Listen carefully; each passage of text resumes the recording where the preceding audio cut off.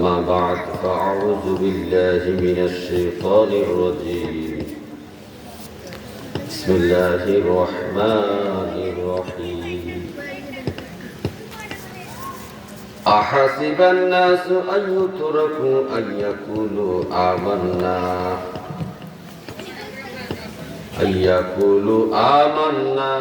وهم لا يفتنون صدق الله مولانا العظيم وصدق رسوله النبي الكريم الآمين قال النبي صلى الله عليه وسلم أشد الناس بلاء الأنبياء ثم الأمثال فالأمثال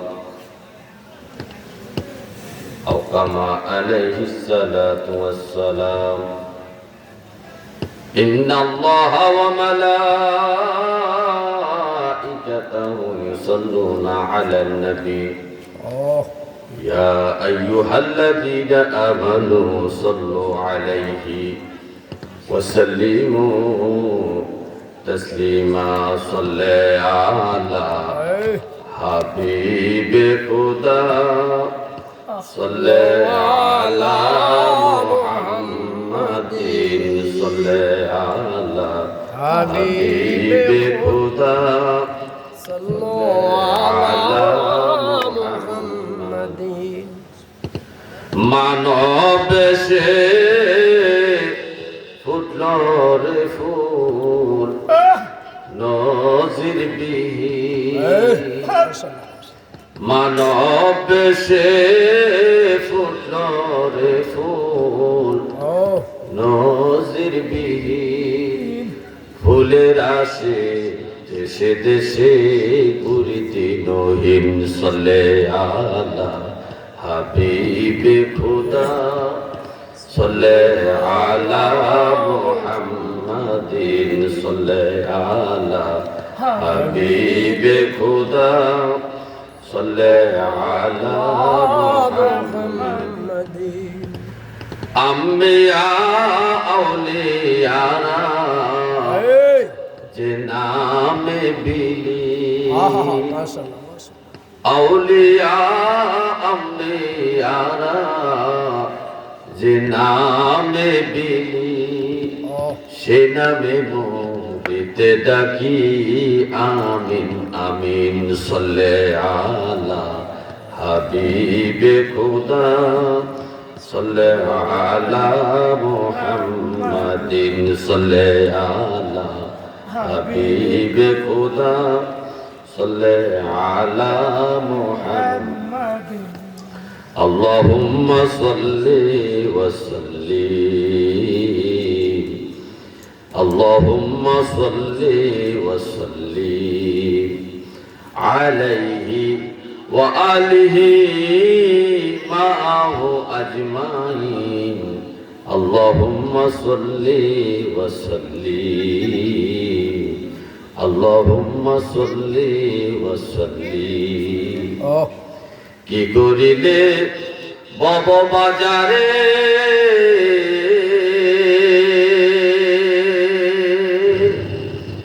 হিসাব চলছে মন তোমার গড়ে কি করিলে বব বাজারে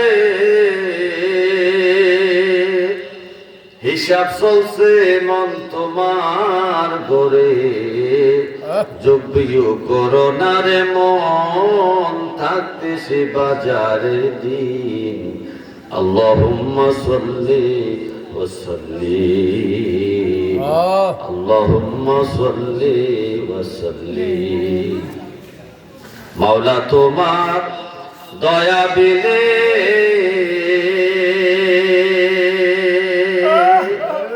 কার সাধ্য আছে তোমায় সাধনে মাওলা তোমার দয়া বিলে কার সাধ্য আছে তোমায় সাধনে দাবি মোদের তোমার বন্ধু রাহমাতাল লিল আলামিন আল্লাহুম্মা সাল্লি ওয়া সাল্লিম আল্লাহুম্মা সাল্লি ওয়া সাল্লিম আলহামদুলিল্লাহ বলেন আলহামদুলিল্লাহ। আজ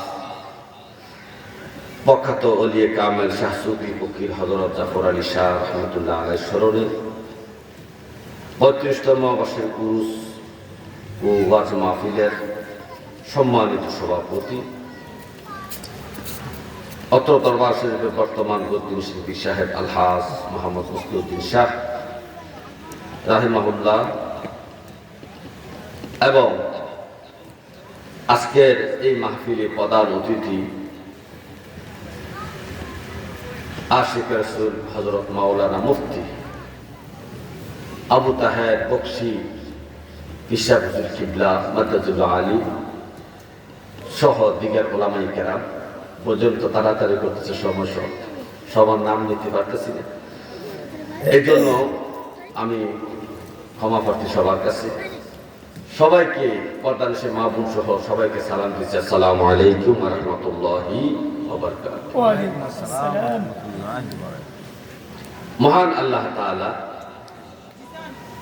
আমাদেরকে লক্ষ্য উদ্দেশ্য করে বলছে, আমরা যারা আল্লাহর সৃষ্টি, আল্লাহর বান্দা হিসেবে আমরা যারা দাবি করি, যারা আমরা মুসলমান, যারা কলমা পড়ে ইমানের প্রত্যেকটি শাখা প্রশাখা বিশ্বাস করে যারা আমরা মুমিন মুসলমান হয়েছি, আমাদেরকে লক্ষ্য করে রব্বে কারীম বলতেছে, হাসিবান নাসু আইয়ুতরাকু আইয়াকুলু আমানা ওয়া হুম লা ইফতানুন।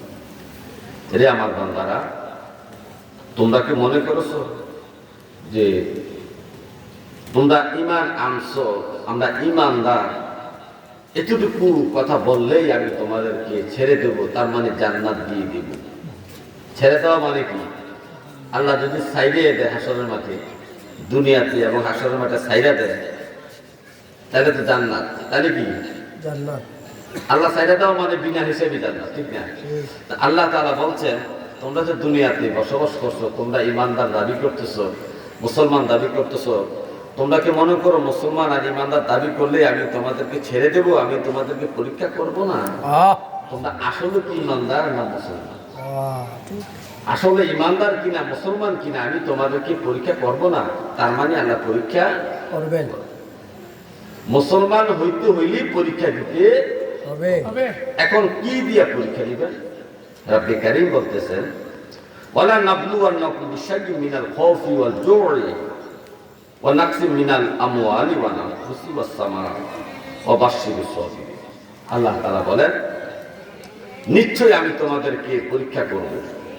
কি দিয়ে? ভয় দিয়ে, ওয়াল জু'i ক্ষুধা দিয়ে, তোমাদের ধন সম্পদ জানমালের ক্ষতি দিয়ে, তোমাদের ফল ফলাদির ফসলের ক্ষতি দিয়ে। এগুলো তো খাস ভাবে বলছেন, কিন্তু আম ভাবে অনেক কিছু মাধ্যমে তোমাদেরকে কি করবো? পরীক্ষা করবো। আর এই পরীক্ষায় যারা ধৈর্য ধারণ করতে পারবে, আল্লাহ তাআলা তার হাবিবকে বলেছেন, হাবিব আপনি বলে দেন ওয়াবাশশিরিস সাবিরিন, যারা ধৈর্য ধারণ করবে এই সমস্ত বিপদ আপদে, তাদের জন্য সুফল আছে। সুবহানাল্লাহ। এখন প্রশ্ন হলো, আমরা কতটুকু পরীক্ষা দেওয়ার জন্য প্রস্তুতি নিচ্ছি? সামান্য একটু বিপদ আসলেই তো আমরা হাইওতা শুরু করি। আল্লাহ তাআলা তো আম্বিয়া কেরামকে পরীক্ষা নিয়েছেন বিভিন্ন মাধ্যমে। নবীজি বলেছেন, সাহাবায়ে কেরামকে যখন মক্কা মদিনার মধ্যে অনেক নির্যাতন করা হচ্ছে, তখন নবীজির কাছে আইয়া বিভিন্ন রকম বিচার দিতেন, ইয়া রাসূলুল্লাহ আমাদেরকে রাস্তাঘাটে এইভাবে মারে, এইভাবে আমাদেরকে কাফের অত্যাচার করে, আমরা কত সহ্য করব? তখন নবীজি বললেন, তোমরা কি বলো? আশাদুন নাসি বালাউল আম্বিয়া, সবচেয়ে বেশি কঠিন পরীক্ষার সম্মুখীন হয়েছেন আম্বিয়া কেরাম। কারা হয়েছে? আম্বিয়া কেরাম। সুম্মাল আমসাল ফাল আমসাল, এরপরে বর্তী যারা নবীদের পরে সিদ্দিক, সিদ্দিকের পরে মুমিন, মুমিনদের পরে এভাবে দাপে দাপে নিচের দিকে যাবে পরীক্ষার ধরনটা। তো সবচেয়ে বেশি পরীক্ষা, বড় পরীক্ষা দিয়েছেন কি আম্বিয়া কেরাম। হে আমার ভাইও, আম্বিয়া কেরাম কেমন পরীক্ষা দিয়েছেন একটু দেখেন না। যে আম্বিয়া কেরামের কোন গুনাহ নাই, যারা মাসুম, গুনার চিন্তাও করে না, গুনার কল্পনাও করেন না আম্বিয়া কেরাম, তারপর আল্লাহ তাদেরকে পরীক্ষা করছেন আমার নবীরা আমার প্রতি কতটুকু সবর অর্জন করে, আমার প্রতি কতটুকু ভালোবাসা আছে, আমার প্রতি কতটুকু মোহব্বত আছে। আমার আম্বিয়া কেরামকে আমি বিভিন্ন বিপদ-আপদ দিয়ে পরীক্ষা করব। হযরত নূহ আলাইহিস সালামকে পরীক্ষা করেছেন তার উম্মত দিয়ে এবং তার বিবি দিয়ে।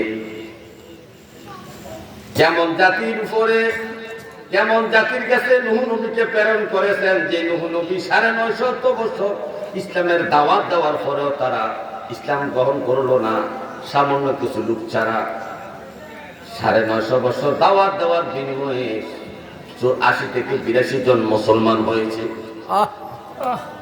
নূহ আলাইহিস সালাম প্রতিদিন যেথায় যাইতেন, বাজারে যাইতেন, দোকানে যাইতেন, হাটে যাইতেন, যেথায় যাইতেন, যেখানে মানুষ দেখতেন, মানুষের সামনে সুন্দর দাঁড়ায় উনি বক্তৃতা দেওয়া শুরু করতেন, খুতবা দেওয়া শুরু করতেন, আল্লাহ ওয়াহদানিয়াতের পরিচয় দেওয়ার জন্য তাদের সামনে দাঁড়াইয়ে যাইতেন।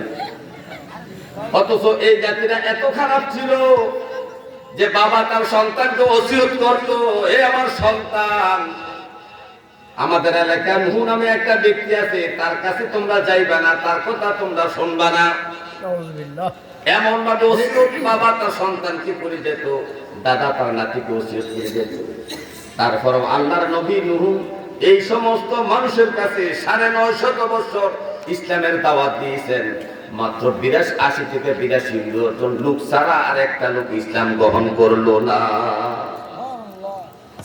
আপনাকে আমাকে যদি এক জায়গায় পাঠানো হয় কালেকশনের জন্য, আল্লাহর রাস্তায় যদি তার কাছে কালেকশনও যায়, একবারে পরে দুইবার আপনি যাইতে চান না, আপনার ধৈর্য কুলায় না, আপনি অধৈর্য হয়ে যান। আর আল্লাহর নবী নূহ আলাইহিস সালামকে একটা মানুষের কাছে শতে বার কালমার দাওয়াত দিয়ে পাঠাইছেন। তারপর আল্লাহর নবী অধৈর্য হন নাই, ধৈর্যের সহিত আল্লাহ তাআলার ভালোবাসা অর্জন করেছেন। শুধু তাই নয়, তার ঘরের মধ্যে আল্লাহ তাআলা অবাধ্য একটা স্ত্রী দিয়েও নূহ নবীকে আল্লাহ পরীক্ষা করেছেন। হে আমার ভাইও, নূহ আলাইহিস সালামের স্ত্রী এত অবাধ্য ছিল। নূহ আলাইহিস সালাম 950 বছর দিনের দাওয়াত দিলেন, দেওয়ার পরেও সামান্য কিছু মানুষ মুসলমানিত্ব অর্জন করলো। কিন্তু যাদেরকে নূহ আলাইহিস সালাম দাওয়াত দিয়ে আসে, তাদের সাথে যখন নূহ নবীর স্ত্রী সাক্ষাৎ হয়, তখন নূহ নবীর স্ত্রী তাদেরকে বলে, এই তোমরা আমার স্বামী পাগল, আমার স্বামীর কাছে তোমরা আইসো না, তার কথা তোমরা শুনো না। দেখো না কত বড় পাগল, মরুভূমির মধ্যে জাহাজ বানাইছে, এখানে পানি কোথায়, কোথায় নৌকা চলবে, কোথায় নৌকা নিয়ে ভিড়াবে, অথচ মরুভূমির চতুর্দিকে কোনো নদী নাই, এই মরুভূমির মধ্যে নৌকা বানাইতেছে আজ কয়েক বছর লাগাইয়া। দেখো না আমার স্বামী কত বড় পাগল, সুতরাং আমার স্বামীর কথা তোমরা শুনো না। বউ যদি মানুষের কাছে কথা বলে, তাইলে মানুষ কি আর তার কাছে আসবে? এরকম পরীক্ষা করেছেন। হে আমার ভাইও, হযরত লূত আলাইহিস সালামকে অবাধ্য জাতি দ্বারা পরীক্ষা করেছেন এবং অবাধ্য একটা স্ত্রী দ্বারা পরীক্ষা করেছেন। হে আমার ভাইও, হযরত আইয়ুব আলাইহিস সালামকে আল্লাহ তাআলা পরীক্ষা করেছেন অসুস্থতা দিয়া, রোগ দিয়া, বিমার দিয়া। আপনারা জানেন না? জি। হযরত আইয়ুব আলাইহিস সালামের যে ধরনের বিমার হয়েছে, এরকম বিমার এখন পৃথিবীর মধ্যে কারো নাই।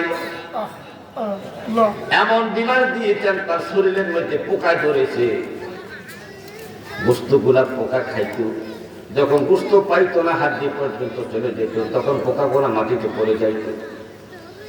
এত বড় অসুস্থ দিয়ে আইয়ুব আলাইহিস সালামকে আল্লাহ পরীক্ষা করেছেন। আর আপনাকে আমাকে সামান্য একটু জ্বর, মাথা ব্যথা দিলে আমরা হাই হুতাশ করি, আল্লাহকে গালাগালি করি, গালমন্দ করি, ঠিক কিনা? ঠিক। তাহলে আল্লাহ বলছে আমার বান্দারা আমি তোমাদেরকে পরীক্ষা করব,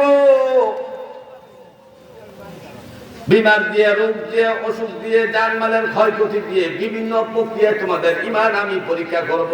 তোমরা কতটুকু আমি আল্লাহকে মানো, আমার নবীর তরিকা মতো কতটুকু জীবন যাপন করো, আমি তোমাদের পরীক্ষা নিব। একটু মাথা ব্যথা হলে আমরা গালাগালি করি, বিবির সাথে রাগ দেখাই, কর্মচারীর সাথে খারাপ ব্যবহার করি মাথা ব্যথার কারণে। অথচ ভাই মাথা ব্যথাও একটা রহমতের রোগ। মাথা ব্যথা কি? একটা রহমতের রোগ। যাদের মাথা ব্যথা হয়, আল্লাহ তাআলা মাথা ব্যথা যতক্ষণ থাকে ততক্ষণ পর্যন্ত তার গুনাহ জ্বরতে থাকে। সুবহানাল্লাহ। এই মাথা ব্যথা রোগ আম্বিয়া কেরামের ছিলেন, প্রত্যেকটা আম্বিয়া কেরামের, প্রত্যেকটা নবীর মাথা ব্যথা রোগ ছিল। মাথা ব্যথা করতো, মাথা কামড়াইতো, মাথা অনেক যন্ত্রণা করতো, জ্বালাপোড়া করতো মাথা।